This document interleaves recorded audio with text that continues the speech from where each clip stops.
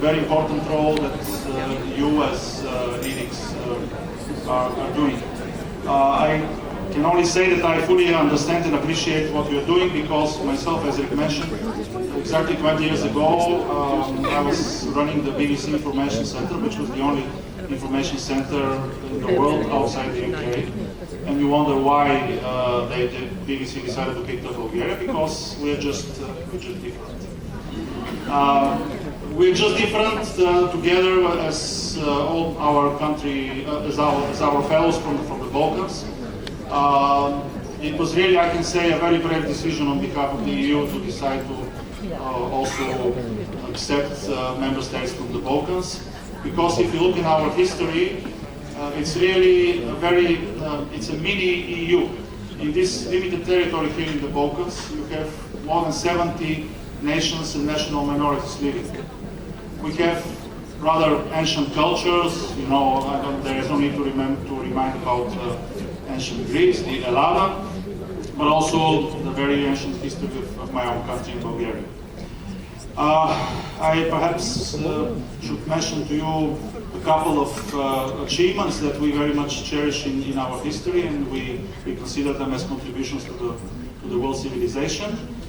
Starting with the fact that the Cyrillic alphabet was invented by two Bulgarian brothers, Cyril and Methodius, who were born in Thessaloniki, but they were claiming to be coming of Bulgarian descent. We also have some other interesting Bulgarians in our history. I want to mention only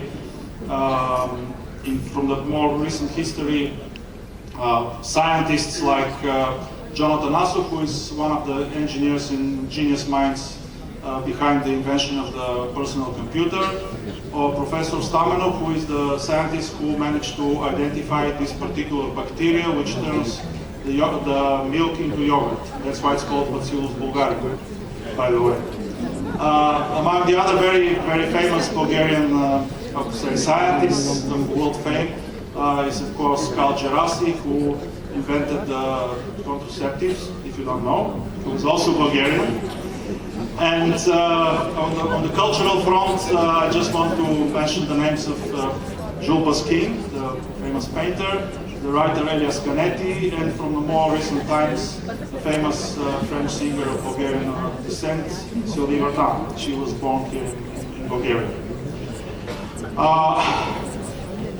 Of course, we're living in very difficult times. For us, as yesterday Ilva mentioned in her welcoming speech, Bulgaria is a new member state since only 7 years. We are still trying to find our way into this new maze that we ended up in back in 2007. We are facing with a lot of challenges, but we are fast learners, and I hope that very soon Bulgaria is not going to be mentioned only with some, how to say, bad connotation like these days it happens in the Dutch or UK media. Okay, we are the guys that allegedly invented the Bulgarian umbrella, or we are the guys who tried to steal Charlie Chaplin when he died, and we tried to steal his coffin. That's in the past. Now we are in the 21st century, so we are Europeans. We want to be Europeans. We want to set examples for our neighbors from Serbia, from Macedonia, who are also aspiring for EU membership. In conclusion, because I don't want to keep you from this very nice dinner that we have proposed to you, I have to tell just two more things. Number one, we, as you all saw, we are in this shopping center which opens till late, so for the ladies, if they're interested, they could still visit the shops after we finish. Number two, the wine you're tasting comes from a winery which is called No Man's Land. This wine actually comes from this piece of land which used to be the border, the No Man's Land between Bulgaria and Greece.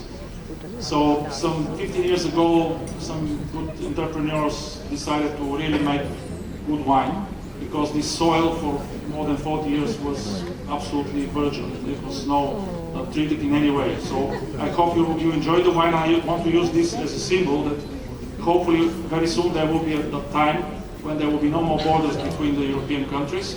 So we will be all living in this united Europe. Prijatna večer, have a good evening. and enjoy it. Thank you very much.